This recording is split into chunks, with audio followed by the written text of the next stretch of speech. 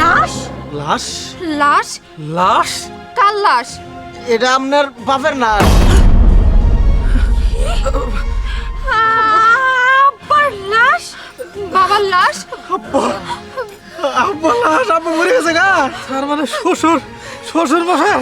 কারণ এই লাশ নামানোর আগে এই লাশ আনতে মনে করেন টিয়া খরচ হয়েছে 24,1229 টিয়া। এই টিয়া দিয়ে তারপরে লাশ নামাবেন। কি 24,1229 টাকা? এত টাকা আমরা কই পামু? এটা আমরা কি বা কথা কইলেন? আপনি কি বা আমি আপনার এই বেড়াটা মরছে আর আপনারা এই টিয়ার কথা কোন ইত্তু টিয়া কইতো না দেবো। এই যে আমনে আর পোলা না, আমনে টিয়া দিয়ে লাশটা নামান। না কি কইতেছেন? আমি কোথায় দিব? আমি কামলা মানুষ, মানুষের বাড়িতে খেতে খামারে কামলা দিয়ে খাই, কৃষক মানুষ, আমি এত টাকা পাম কই? আচ্ছা ঠিক আছে, আপনার কাছে টিয়া না এটা বুঝলাম। এই যে আপনার তো শ্বশুর, আপনি তো বেড়াবো কত আদর করছে দেখছি, আপনি টিয়া দিয়ে নামার পান না? শুনেন, আমি ওনার বেডের বউ, এটা ঠিক আছে, কিন্তু ওনার শ্বশুর হিসেবে যতটুকু দায়িত্ব পালন করা সে ততটুকুই করছে। আমি তাই বলে এতগুলো টাকা দিয়ে আমি তার লাশ নামাবো নাকি? আমি হইলাম আর এক বাড়ির মাইয়া, আমি এই লাশ নামাইতে পারবো না। আচ্ছা এই যে আপনি তো ওর জামাই হন, সিলসিলা জামাই, মনে হয় টিয়া পয়সা আছে, আপনি কটা টিয়া দিয়ে লাশটা নামান। কি বলিছেন? আপনি কি পাগল হইয়াছেন নাকি? আমার কাছে কি টাকার গাছ রহিয়াছে যাতে ঝাঁকি দিয়া আপনার কাছে টাকা নিয়ে আসিয়া দিব? অসম্ভব। আমার কাছে টাকা নহে, সুতরাং এই কাম্য আমার নহে। ঠিক আছে? এলে কি বাহা মানুষ। আচ্ছা যাই হোক, আপনার তো বাপ আর মানুষের কাছে শুনি যে বাপের নাই মেয়াবো নাই, আদরে থাকে মহব্বতে থাকে, তা আপনি নামানছে ধরেন। দেখেন, আমি সব কথা ঠিক আছে, মুই যখন হের ধরে আসলাম হের একটা দায়িত্ব আসিল। এখন মুই বড় হয়েছি, বিয়ে শাদি দিয়ে দেছে, এখন আর আমার কাছে এত টাকা পয়সা নাই। আর তাছাড়া মুই তো ভাবছি বাহের যে সয় সম্পত্তি পামু ভাগাভাগি করে মুই লই যামু, মুই এত টাকা কই পামু? হাই রে দোস্ত, তাহলে না কি করুন এই জায়গা। বাপ যেহেতু মরে গেছে, বাপের শেষ স্মৃতিটা রাখি আমার কাছে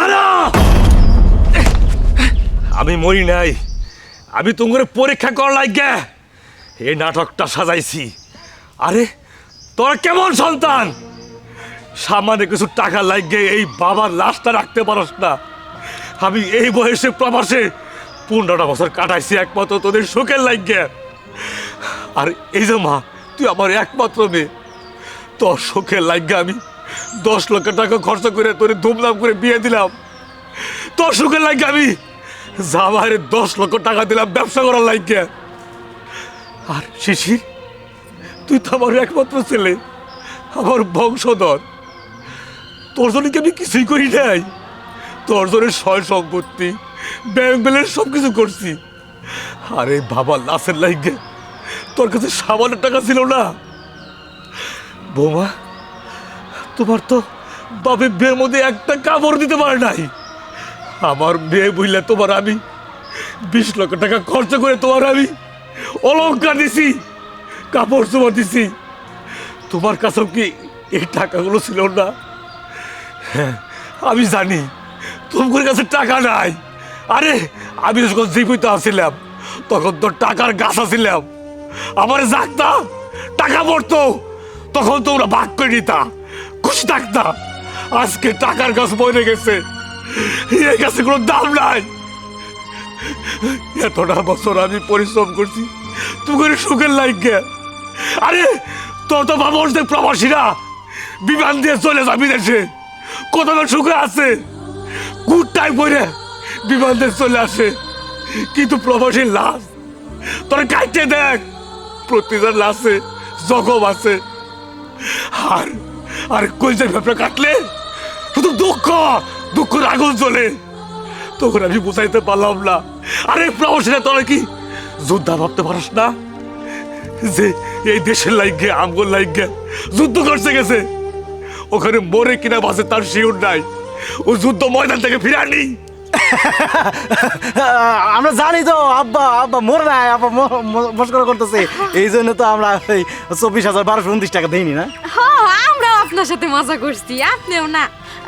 হবা মোরা তো মজাই করছি, মজা করছি না কাউ? হয়, হয়। নাইলে মনে করো 24,1229 টাকা কোনো ব্যাপার না তো। চুপ করো তোমরা, তোমরা কে কতটুকু আমাকে ভালোবাসো সব বুঝতে পারছি। আমি গত মাসেও 10 লক্ষ টাকা পাঠাইছি, তোরা সমান আমাকে ভাগ করে নিছ। আর আজকে আমার লাশ টাকার জন্যে 24,1229 টাকা তোমার কাছে নাই। আরে নিব খারাম, এই ব্যাগে আমার শেষ সম্বল 60 লক্ষ টাকা আছে, তোদের কাউকে দেব না। এই টাকা আমি মাদ্রাসায় দান করব, আর আমার শেষ জীবন যেন আমি রেখে যাবো। তোরা বেরিয়ে যা, তোরা বেরিয়ে যা, তোরা আর কাজ করে বেরিয়ে যা, বেরিয়ে যা, বেরিয়ে যা, বেরিয়ে যা। চলে আসো। আর যদি তুমি এই পরীক্ষাটা না করতা, আমার পুত্র মতন সন্তানদের আমি চিনতে পারতাম না ভাই।